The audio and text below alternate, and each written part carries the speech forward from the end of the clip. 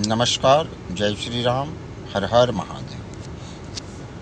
भाइयों मित्रों, मेरा यह सब्जेक्ट तो नहीं है, फिर भी मजबूरन मुझे इस सब्जेक्ट पर, इस विषय पर बोलना पड़ रहा है, क्योंकि दायित्व तो मेरा भी है कि नहीं प्रत्यक्ष तो मीडिया के द्वारा, सोशल मीडिया द्वारा, यूट्यूब, फेसबुक जैसे भी हो, आप सब तक हम अपनी बात पहुंचाएं।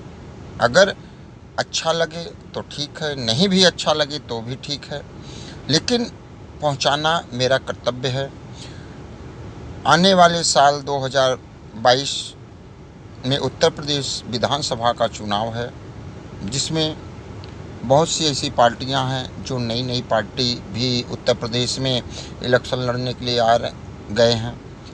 फिलहाल आम आदमी पार्टी तो वहाँ इलेक्शन लड़ चुका है। दिल्ली की आम आदमी पार्टी, अरविंद केजरीवाल जी की पार्टी वहाँ पे इलेक्शन लड़ चुकी है, लेकिन फिर भी इस बार वो बहुत ही प्रबल दावेदारी ठोक रहे हैं, क्योंकि उनका एक ही मुद्दा है, एक ही मकसद है, कैसे भी करके बीजेपी की सरकार वहाँ से हटाया जाए।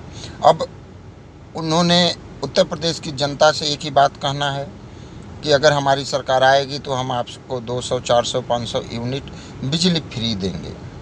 बहुत सही है, बिल्कुल दे सकते हैं, सरकार उनकी है, चाहे जैसे भी करें। अगर सरकार आएगी तो दे भी सकते हैं, लेकिन मैं ये कहता हूँ, दिल्ली की चुनाव उन्होंने इसी बेस पे लड़ा कि दिल्ली में सबसे ज़्यादा बिजली महंगी है, फर्स्ट पॉइंट।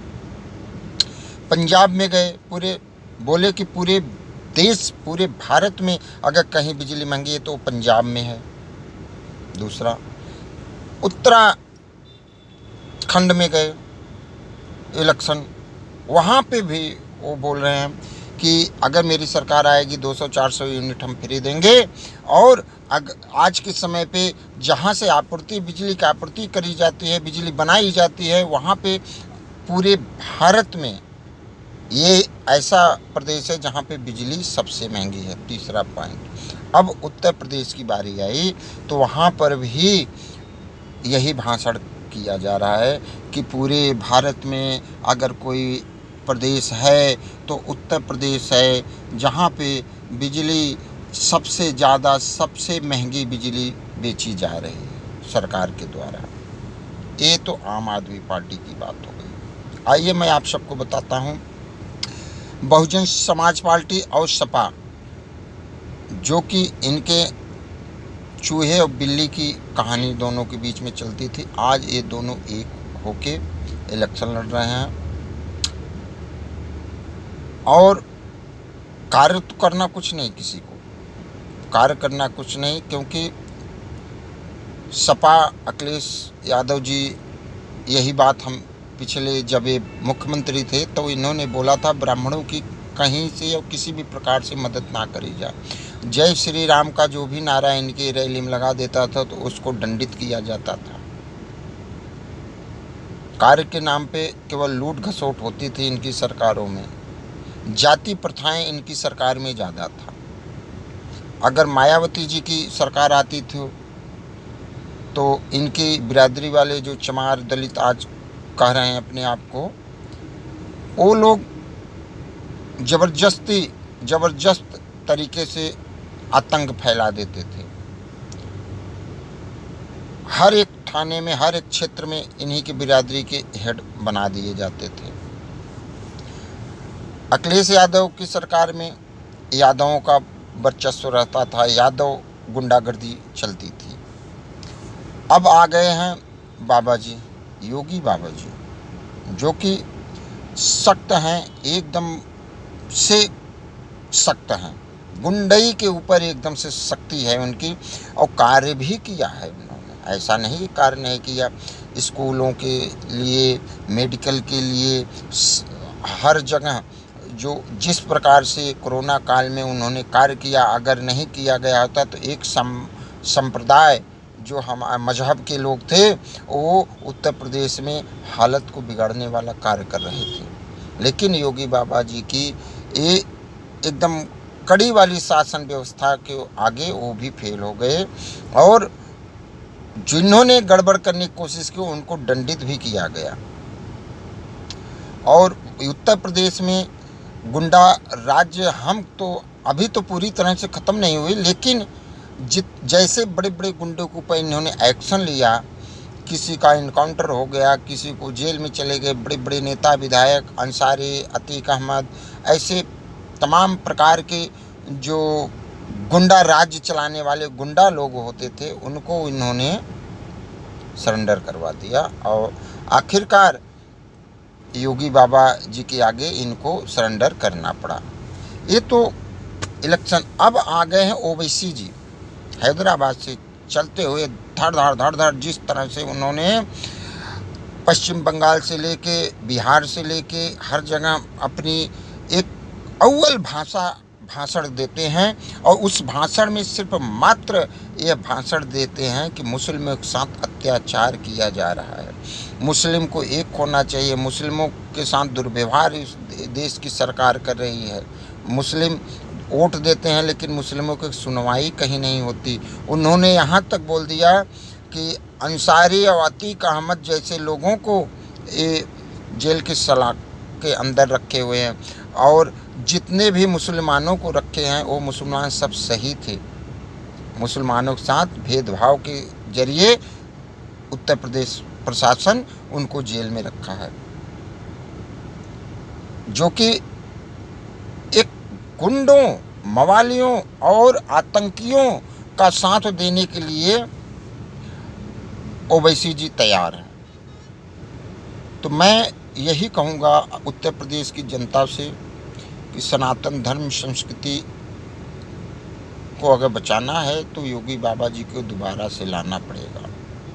अगर नहीं बचाना है, आपको ओवैसी चाहिए या आम आदमी पार्टी केजरीवाल चाहिए या मायावती चाहिए या तो अखिलेश यादव चाहिए या कांग्रेस आपको चाहिए। कांग्रेस तो वैसे भी उत्तर प्रदेश क्या हर जगह से पिट जा रही हैं, लेकिन फिर भी भाई पार्टी तो पार्टी बनती है।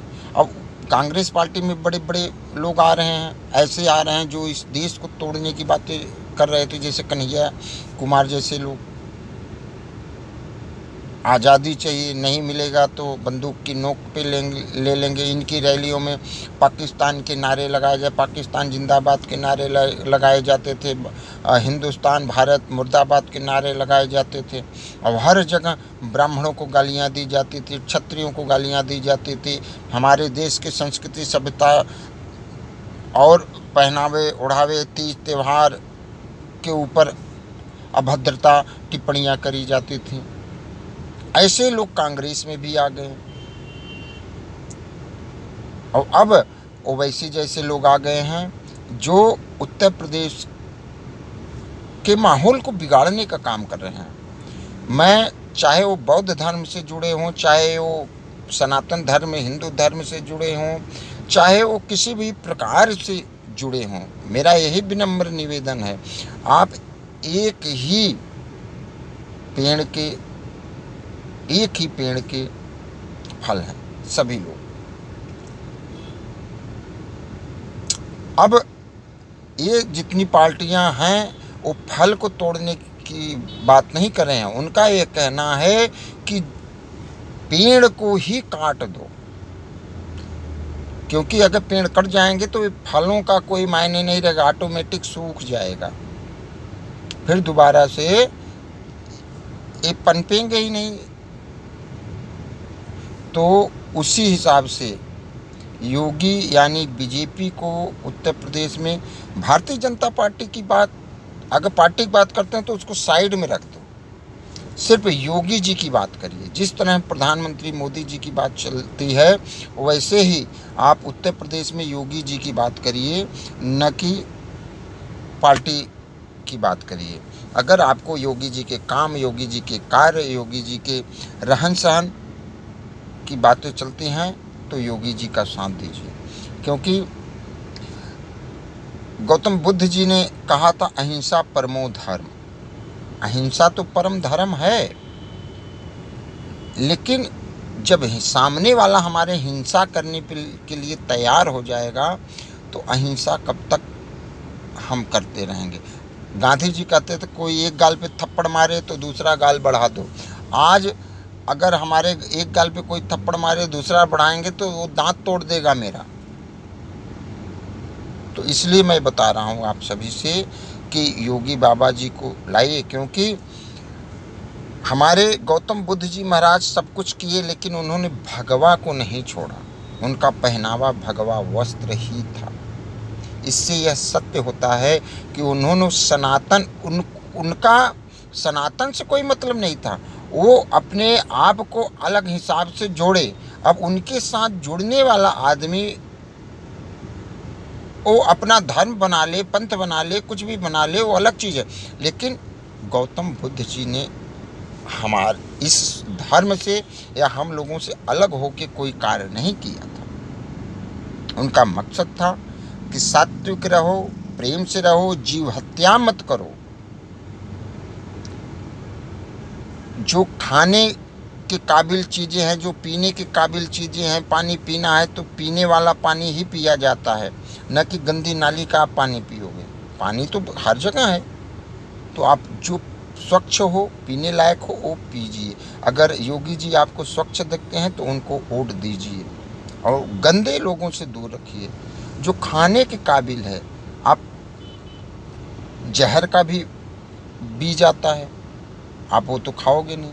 जो आपको लगेगा सेब है, आम है, केला है, अमरूद है, ये सब जो खाने वाली चीज़ है, अन्न में गेहूँ, चावल, दाल, चना, मटर, अरहर, ये सब जो हैं, ये सब खाने वाली चीज़ें हैं। तो खाने को आप खाने वाली चीज़ को खाइए, खाने वाली वस्तु को खाइए, न कि आप किसी ऐसे वस्तु को खाएं जिससे आपका हाजमा, स्वास्थ्य खराब हो, आपकी तबीयत बिगड़ जाए हैं। तो इसलिए मैं आप सबसे निवेदन करूंगा हाथ जोड़ के कि आने वाले 2022 के चुनाव में योगी बाबा जी का साथ दें। किसी अफवाहों पे मत जाएं। अफवाहें उड़ाने वाले बहुत लोग हैं। अफवाहों के ऊपर अगर आप जाएंगे तो ये पक्का है कि फिर 5 साल के लिए सभी को रोना पड़ेगा। क्योंकि जिस तरह से आज उत्तर प्रदेश में बहन बेटियां हमारी फ्री माइंड होकर चलती हैं, डर से उबर चुकी हैं, पढ़ाई लिखाई करने जाती हैं तो शान से जाती हैं कि कोई मुझे, पहले तो क्या था, अरे रास्ते में गुंडे बैठे हैं, मवाली बैठे हैं, छेड़ते हैं, उटपटांग शब्द बोलते हैं। लेकिन आज सबको डर है कि अगर कुछ बोलेंगे, कंप्लेंट हो गया तो हमारी जीवन व्यर्थ हो जाएगा। लेकिन ये कार्य ना तो मायावती जी के राज्य में हुआ, ना तो अखिलेश जी के राज्य में हुआ। अब अखिलेश जी के पिताजी मुलायम जी तो ये कहते ही थे, भैया बच्चे हैं, गलतियां कर देते हैं। ये भी कहा है उन्होंने कि बच्चे थे, गलतियां हो गई तो क्या इसका मतलब थोड़ी न। तो ऐसे लोगों सावधान, क्योंकि इनके पास तो सुरक्षा होता है, इनको तो इनकी बहन बेटियों का दिक्कत नहीं है। लेकिन जिस गरीब लोगों को, गांव के लोगों को, शहर के लोगों को, जिसको अपनी बहन बेटियों का दिक्कत है, हमेशा तो बॉडीगार्ड आप अपनी बहन बेटियां माँ के साथ तो थोड़ी रखे हैं, हर कोई थोड़ी रख पाता है। अखिलेश यादव के पिताजी तो रखे थे, तो उनको तो दिक्कत नहीं था, इसलिए वो ऐसा बोल गए। तो राजनीति का मुद्दा बहुत गरमाया हुआ है। और साथ साथ में एक और पार्टी आ रहे हैं, चंद्रशेखर आज़ाद के नाम से हैं रावण जी, वो भी अब देखिए क्या करते हैं। फिलहाल जो लोग आ रहे हैं वो सिर्फ अपनी राजनीति और सत्ता के लिए आ रहे हैं, जनता के लिए कोई नहीं आ रहा है। सत्ता की लालच में हर कोई, इसलिए जनता से यही कहूँगा, जिसको जो सही लगे वो करे, ये आपका अपना मत है।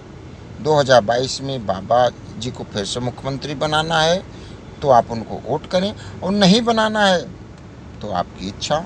जय श्री राम।